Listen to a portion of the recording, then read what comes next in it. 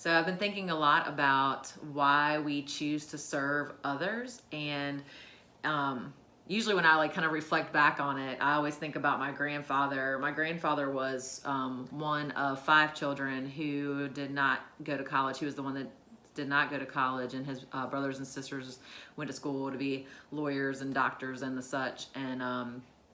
And I think when we first initially think about service, we really think about how we serve our family, how we serve our friends, how we help out a neighbor, how we may serve our community. And the reason I always think about Papa, because he was a farmer and then he worked our local Exxon gas station in Baskerville, Virginia.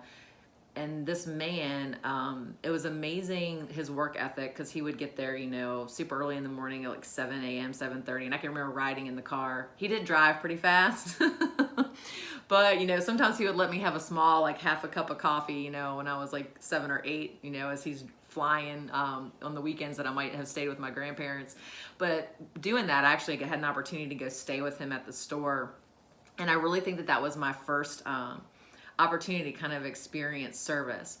So my grandfather, yes, he was, had customers. So of course he was going to have to do customer service practice, right? But it was really interesting to kind of watch how he was there for the people in the community. A lot of times folks would just come and hang out and sit and have conversations and talk. So he created a place for community where people felt they could gather and get together. He was, because so many people knew him and so many people, came by the store, he a lot of times was always invited to people's weddings and to funerals, and he always thought that was really important. And it was really interesting to me because my mom had shared with me that he had always actually had dreamed to be a mortician and work for a funeral home. But I think maybe family and stuff kind of deterred him from actually pursuing his dream of what he wanted to do. But he did still find a way to kind of serve the community within his capacity working at the gas station. But I say that because I watched his behavior and I watched how it didn't matter who was coming into the store, how he would try to build that connection with them and talk with them and share stories and listen to their stories. And he was also very, very helpful. Like if people still needed things, he never thought about how that might be impacting his business. And so probably when I first started writing my blog post about, I think it was the middle of March, one of my early blog posts was about the serving light. And for me, I've had a lot of different opportunities to kind of get engaged with service. I think if I think back to, grade school, it may have been going to do a trash cleanup on the side of the road. I've really started to get invested within service when I was a student at Elon. And I worked with the Boys and Girls Club and with children who were in 5th and 6th grade for about a year and a half. I would go almost every single Monday and spend time with the children in the classroom doing homework. But then we also would do different events outside of the community. And actually prior to that, before I transferred to Elon, when I was a student at Germanna Community College, I actually worked with the organization Rappahannock Council on Domestic Violence, and so we went through a training of how we could help women who were going through abusive situations. So it's wild to kind of see how we can have these opportunities to make impact within the communities that we live in.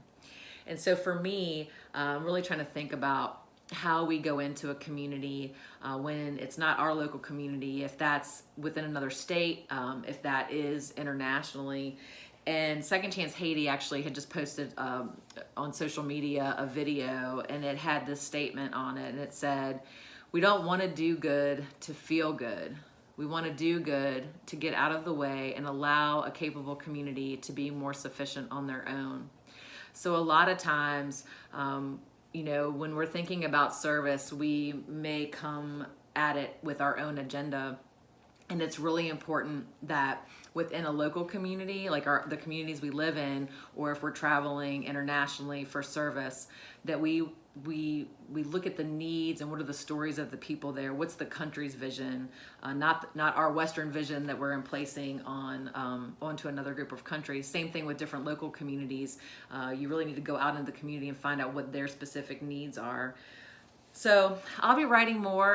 My blog post this week is going to be about this whole idea of a serving light, and in the comments I'll leave a link to my previous blog about service, and then I will also put a link for Second Chance Haiti. I'm going to be sharing some more information about that, and definitely when I get back from the service mission. But the one thing that really stood out to me last week, our pastor Tad Grandstaff shared with us something to kind of think about in response to like our hearts and how and why we actually serve. And so when we think about this, he left us with this: God, break my heart for things that break your heart, and give me wisdom and courage to do something about it.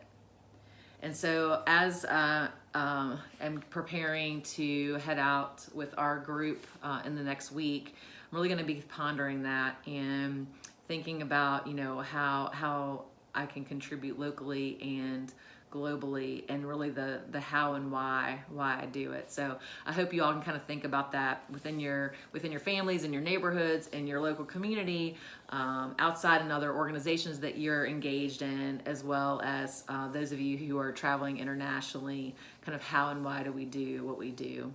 All right, you all have a blessed Sunday and a good week, and look out for my Friendly Friday Light blog post this Friday. All right, have a great day. Bye.